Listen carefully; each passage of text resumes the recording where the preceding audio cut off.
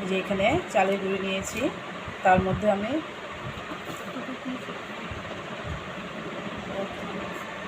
1 KG মতো চালের গুঁড়া নিয়েছি, পরিমাণ মতো লবণ দিয়ে দিলাম।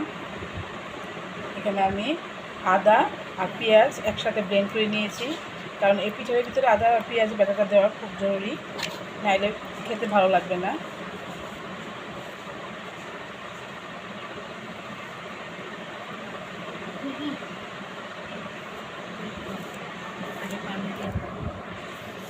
ভালো করে এবারে মশলাটার সাথে আমি গুঁড়িটা মিক্সড করে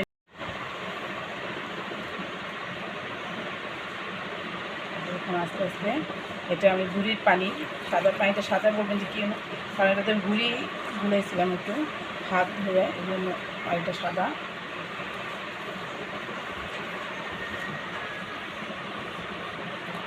এইভাবে অনেকক্ষণ শান্ত হবে, নইলে গুঁড়িটা সুন্দর মতো হবে না।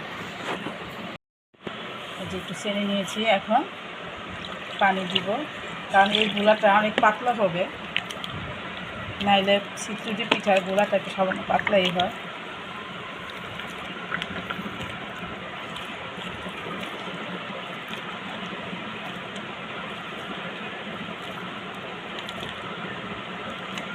এভাবে ভালোভাবে সমস্ত এই যে গুঁড়ার আটাগুলা ভালোভাবে পানির সাথে মিক্সড করে নিতে হবে, যাতে চাকা চাকা না থাকে।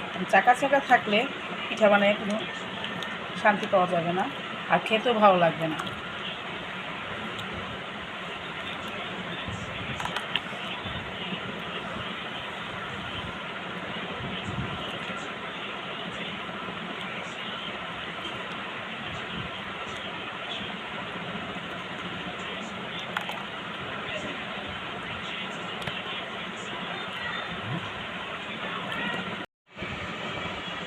এই যে গুলার ভিতরে আমি এই যে ব্যাটারটা তৈরি করছি, তার মধ্যে সামান্য একটু তেল দিব, কারণ তেলটা দিলে এই ব্যাটারটা খুব সুন্দর হয়, পিঠা বানাতেও খুব ভালো হয়। দিয়ে আমি এটার সাথে ভালোভাবে মিক্স করে দিচ্ছি।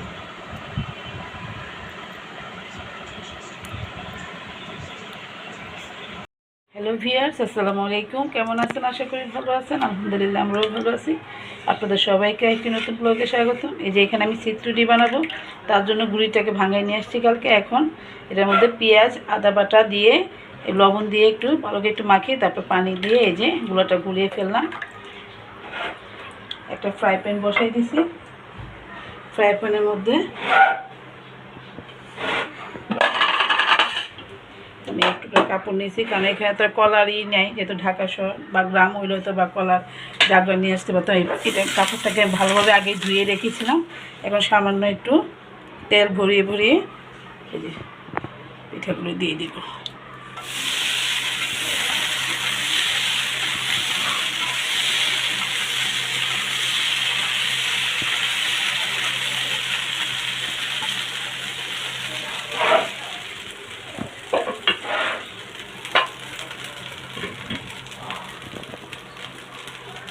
সামান্য ঢেকে দিব যাতে হয়ে যায়।